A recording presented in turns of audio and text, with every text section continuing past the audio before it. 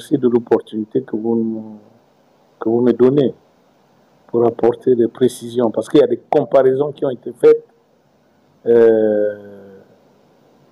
C'est vraiment triste. Bon, bref, je m'appelle Jean-Rémy Yama. J'ai à chaque fois décliné mes clans. Je connais la généalogie de mes parents. Les Yama sont partout. On les trouve même jusque dans l'Ottogoué, dans le Guélolo. Et c'est cette annonce, ce sont ces propos-là qui laissaient penser que mes parents, côté maternel, les Barouli, les Mbasomba, les Maramba, ceux qui n'ont pas, ceux qui ont mis au monde ma mère, mes parents côté paternel, les Bunzenge, Mbundu, leur faire croire que je suis de nationalité douteuse, eh bien, ça les a fait réagir dans tout le Gabon. Ça les a fait réagir et c'est la raison pour laquelle les documents qui étaient présentés comme absents ont été fournis. Mais je voudrais y revenir d'abord. Parce que quand je dépose mon dossier, je le dépose conformément à la loi. Parce que moi, je suis un légaliste. Vraiment, toute mon action syndicale, c'est basé toujours sur la légalité. Je suis un légaliste. Le document sur lequel il y a les pièces à fournir fait référence à l'article 80 et à l'article 179. Il n'y a pas l'article 170 là-dedans. Or, dans ce document, on a introduit des éléments relatifs à l'article 170 du Code électoral. Mais cet article n'est pas visé. Mon dossier était complet conformément à la loi, conformément à l'article 179. Mais comme ils avaient introduit quand même les notions de l'article 170 là-dedans, s'agissant de la nationalité d'un des grands-parents, c'est-à-dire qu'il faut qu'un des grands-parents, ce n'est pas moi, mais il faut qu'un des grands-parents, mon père est gabonais, ma mère est gabonaise, déjà à travers mon acte de naissance. Mais en fait, on veut savoir si mes grands-parents, il y a au moins un qui est gabonais. C'est ce que la loi dit par rapport à l'article 170.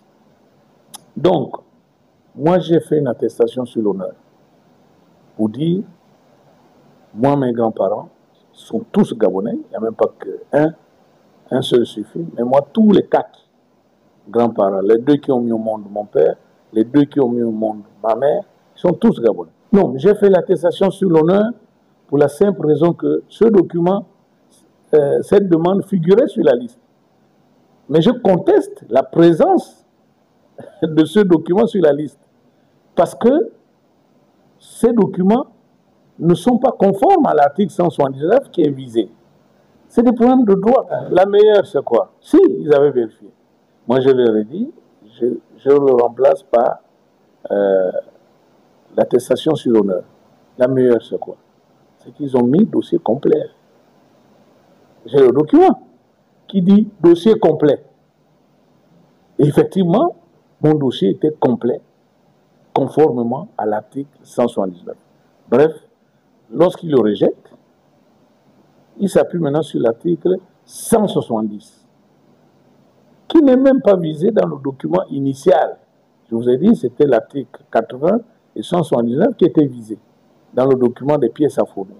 Et maintenant, dans le document de rejet, il s'appuie sur l'article 43, bon, en fait, l'article 170 du code électoral. C'est là où j'ai donc trouvé cela pas normal. Donc j'ai déposé un recours, j'ai attaqué.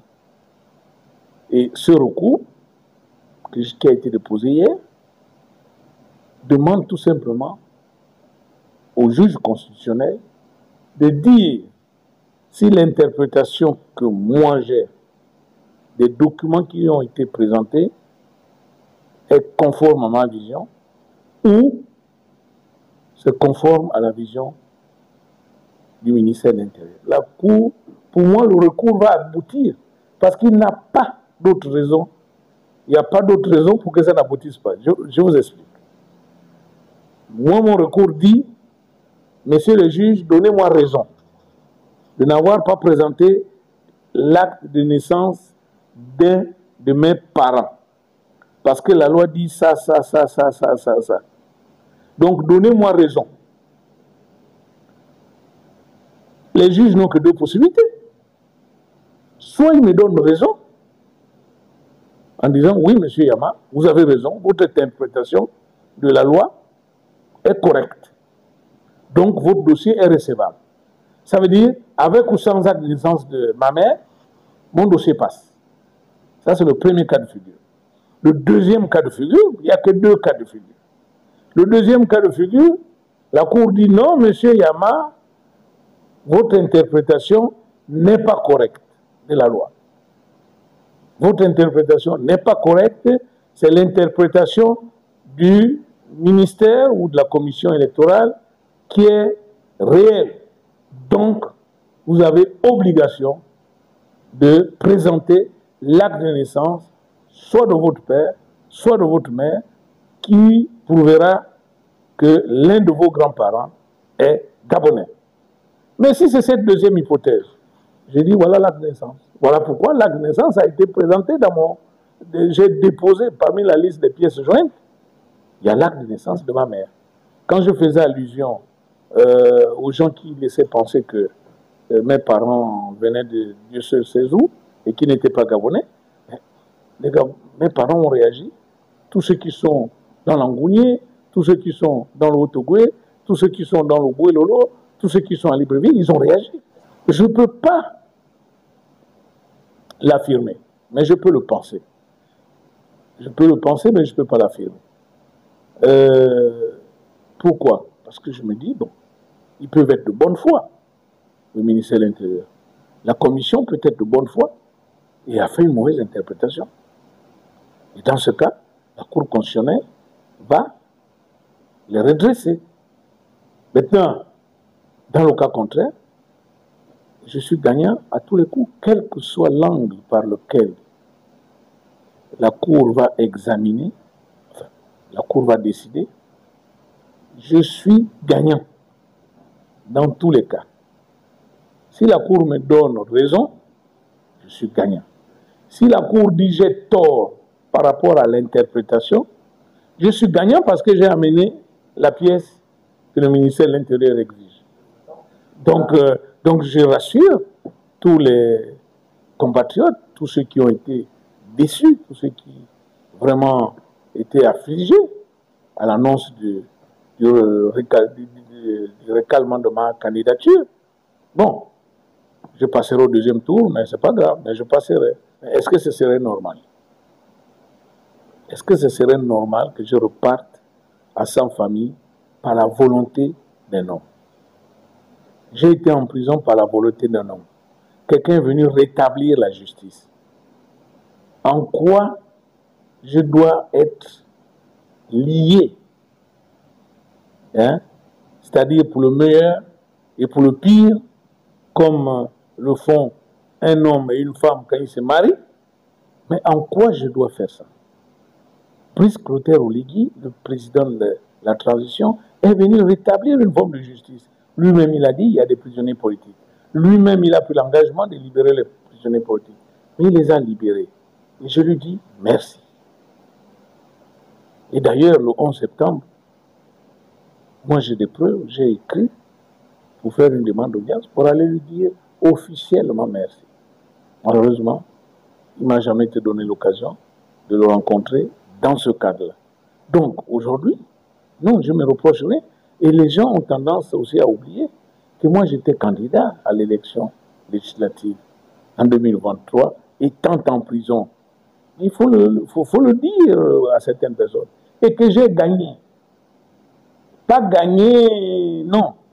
Gagné réellement avec un document produit par le président de la commission départementale qui atteste que je suis vainqueur, même s'il m'a grignoté 10 points parce que sur le terrain j'étais à 64%, bon, il m'a mis 54%, mais ce document est un document, comment dire, qui a une force de loi. C'est le président de la commission électorale qui signe. et qui dit que Yama a gagné à hauteur de 54%. Donc, même si Ali s'était imposé, ça aurait été compliqué de me garder en prison parce que, en tant que député, je devais bénéficier de l'immunité parlementaire et j'allais sortir. Alors, le président de la transition arrive et vous pensez qu'il aurait pu garder un député, même si c'est vrai qu'on a interrompu le processus.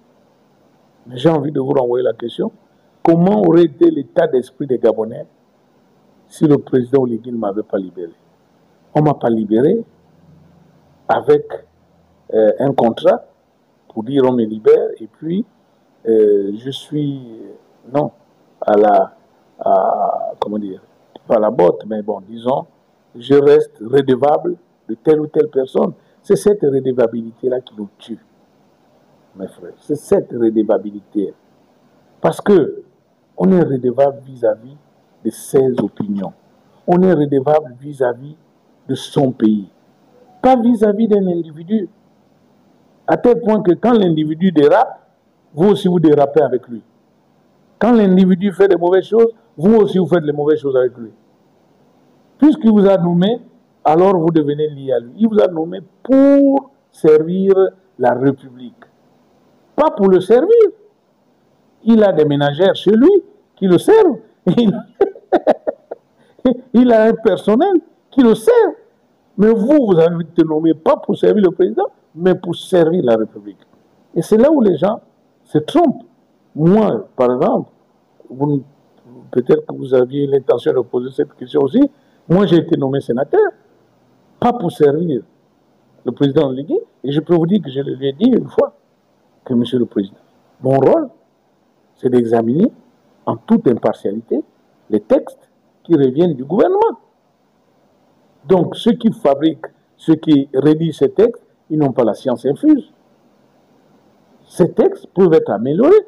Et donc, moi, j'apporte mon amélioration.